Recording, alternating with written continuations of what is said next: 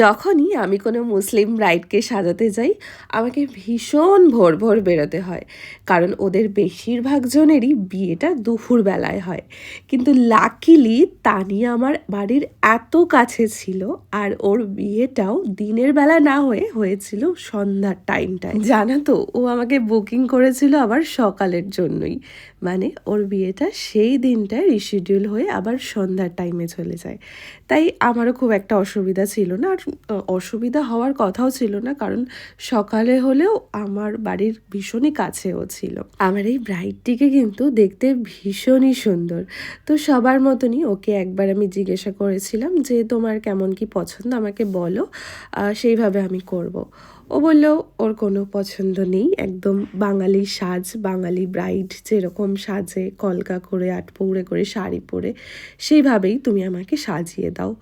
এবার ব্রাইড ছেড়ে দিয়েছে মানে পুরোটাই আমার হাতে। তাই আমি ঠিক করলাম, একেই তো আমার ব্রাইড সুন্দরী, তাকে আরও সুন্দর কিভাবে করা যায় সেই চেষ্টাটুকু চালালাম। আমি যখন ওর কাছে পৌঁছাই পুরো ভেনিউটা জুড়ে তখন প্রচুর লোকজন চলে এসেছিল। আমি তো ভাবলাম আমি কি ভুল করে চলে আসলাম এতটা লেটে, নাকি এটাই তো টাইম ছিল। তারপর ওর কাছে যখন জানতে পারি, ও আমাকে বলল যে আমার অনুষ্ঠানটা সকাল থেকেই শুরু হয়ে গেছে, আর আমি যাব সন্ধ্যার পর, মানে এখান থেকে শ্বশুরবাড়ি চলে যাবে ও সন্ধ্যার পর, অনেকটা রাস্তা। তাই জন্য জাস্ট যাওয়ার আগে কিছু ফটোশ্যুট, তারপরে মালা বদল, এগুলোর জন্য ও এই ব্রাইডাল মেকআপটা করতে চাইছে। হ্যাঁ, এরকমও হয়। আমার বেশ কিছু পুরনো এক্সপিরিয়েন্সে আমার কিছু মুসলিম ব্রাইড ছিল যারা শুধুমাত্র শ্বশুরবাড়িতে যাওয়ার জন্য ব্রাইডাল মেকআপ করেছিল। বিশ্বাস করো, তাদেরকে দেখে আমি একটুও অবাক হইনি, কারণ আমি জানি কিছু কিছু ক্ষেত্রে এরকম মেকআপটা মুখের মধ্যে থাকলে বিয়ে পড়তে অনেক অসুবিধা হয়, মানে বিয়ে পড়া যায় না মুসলিম ব্রাইডদের মতে। একবার তো এক লোকেশনে গিয়ে আমি এত অস্বস্তিতে পড়েছিলাম, তার ও বিয়ে পড়া হচ্ছিল না বলে অনেকটা রাত হচ্ছিল, প্রায় 9টা 10টা 11টা ঘড়ির কাঁটায় বেজেই চলেছিল, কিন্তু বিয়ে তার আর পড়া হচ্ছিল না। তো তার কারণ হিসেবে আমার মেকআপটাও স্টার্ট করা হচ্ছিল না, কারণ মেকআপ থাকলে মুখে বিয়েটা হবে না, এরকমই ছিল। তো সেই মেকআপ শুরু করতে করতে রাত্রি 1টা বেজে গেছিলো। আমি সেই ভিডিওর এক্সপিরিয়েন্স সমস্তটা শেয়ার করেছিলাম থ্রু আউট ভিডিও। তোমরা যারা দেখোনি একবার চেক করে নিতে পারো আমার প্রোফাইল থেকে। তানিয়াকে আমি কলকা হিসাবে এই ডট কলকাটা বেছে নিয়েছিলাম। এই কলকাটা যে আমার এত ভালো লাগে আর এত স্লিক একটা লুক দেয় সেটা বলার মতো না। অনেকেই বোঝে যে কলকা মানেই বোধহয় প্রচুর ডিজাইন মোটিভ কপালে আঁকতে হয়, এরকম কিছু না। একটা সুন্দর সাধারণ কলকা করেও অসাধারণ দেখানো যায়, আর সেইভাবেই আমি ওকে সাজিয়ে তুলেছিলাম। ও কলকাও আমাকে বলেছিল করে দাও। তো আমি যখন ওকে বললাম যে তুমি এই কলকা পছন্দ করো, ও বললো হ্যাঁ করে দাও, কোনো অসুবিধা নেই। তো সেইভাবে আমি দেখো কত সুন্দর একদম সফট লাগছে কলকাটার জন্য। আর আই মেকআপটাও মোটামুটি আমি কমপ্লিট করে নিয়েছিলাম। এবার আমি ওকে যেই জুয়েলারিগুলো পরাবো এগুলো অলরেডি আমি দেখে ফেলেছিলাম, কারণ আমি যখন ওর কাছে পৌঁছাই ও এই সমস্তটা প্রত্যেকটা জুয়েলারি পরা ছিল। আমি ফার্স্টে ভাবলাম হয়তো ও বিয়ের সাজের সাথে অন্য কিছু জুয়েলারিস ক্যারি করবে, কিন্তু না, যেহেতু অনেক লোকজন ছিল, একটা ভালো প্রেজেন্টেশনের দরকার ছিল, সেজন্য ওর বিয়ের সমস্ত জুয়েলারিসগুলোই পরে নিয়েছিল। আর দেখো প্রত্যেকটা গয়না এত সুন্দর, একটু অন্যরকম কাজ করা রয়েছে। প্রত্যেকটা জুয়েলারিগুলো দেখে মনে হচ্ছিল যেন এগুলোই দরকার, একটা ছাড়া আর একটা যেন ভীষণ ফাঁকা লাগতো। যেমন ও একটা চোকার পরেছিল, একটা নেকলেস আর একটা লম্বা সীতাহার, 3টে হারের ডিজাইনই ছিল ভীষণ সুন্দর।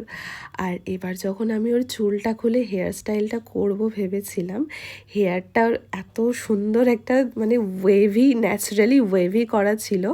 তো আমি ভাবলাম এইটাকেই আবার আমি ফিরিয়ে আনি। তো আমি সেইভাবেই মানে ওর যে ন্যাচারাল একটা ওয়েভি হেয়ার ছিল সেটাকে আরেকটু স্টাইলিশ করার জন্য আমি ওয়েভ হেয়ার স্টাইলই করেছিলাম, যাতে ওকে ওর মতনই লাগে। আর তারপর সাজিয়ে তুললাম বেল ফুলের মালা দিয়ে। এখন তো সিজন বেল ফুলের, ভীষণ ভালো লাগে বেল ফুল, জুঁই ফুল। সেই নভেম্বর থেকে মার্চ অবধি গোটা বিয়ের মরশুমটাই যখন গোলাপের গাজরার ওপর ভরসা করে থাকে, আমি অপেক্ষা করি এই জুঁই ফুলের জন্য। এত ভালো লাগে আমার। আর পুরো খোপাটা দেখো কত সুন্দর ভরে উঠেছে। আর সাথে কিন্তু আমার ব্রাইড তানিয়াও সেজে উঠেছে তার নতুন স্বপ্নের সাজে। আমি আমার প্রাণপণ চেষ্টা করে যাই প্রত্যেকটা মেয়ে যারা আমার কাছে এমন দিনটায় সেজে ওঠে, তারা যেন তাদের জীবনের সব থেকে সুন্দর দিনটা দেখতে পায় আমার হাত ধরে। আর দেখো ওকে এত সুন্দর লাগছিল, এত মিষ্টি লাগছিল, চেয়েছিলাম ওকে একটুও না চেঞ্জ করতে, ওর রিয়েল ফেসটাকেই তুলে ধরতে। তো সেইভাবেই আমি তানিয়াকে সাজিয়েছি। বাকিটা তোমাদের ওপর রইল। তোমরা কিন্তু অবশ্যই দেখে একটা মন্তব্য করো যে কেমন তোমাদের লাগলো, কারণ তোমাদের একটা কমেন্ট আমার সামনের কাজগুলো করার অনেকটা বেশি অনুপ্রেরণা দেয় আর অনেক এনার্জিও দেয় সাথে। তোমরা অনেকেই আমার কাছ থেকে এমন সুন্দর সুন্দর মেকআপ শিখতে চাও, কিন্তু অনেক দূরে থাকার কারণে আর সেটা সম্ভব হয়ে ওঠে না। তাই আমি ঠিক করেছি এবার একদিনের জন্য আমি রানাঘাটে তোমাদের সবার সামনে একটা ব্রাইডাল মেকআপ তুলে ধরবো, সাথে আরও কিছু নতুন নতুন জিনিস থাকবে, একটা হেয়ার স্টাইলও অ্যাডভান্স।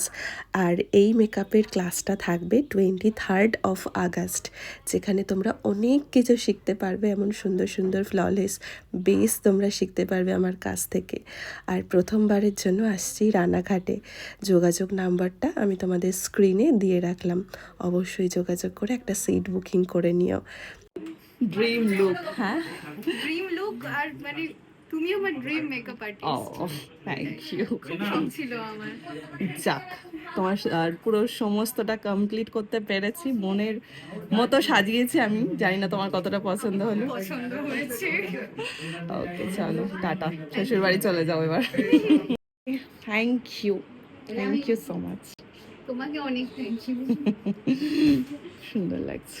খুব তাড়াহুড়োতে আছো, আমি নেই, তুমি আছো। চলো, কংগ্রাচুলেশনস অ্যান্ড খুব ভালো থেকো।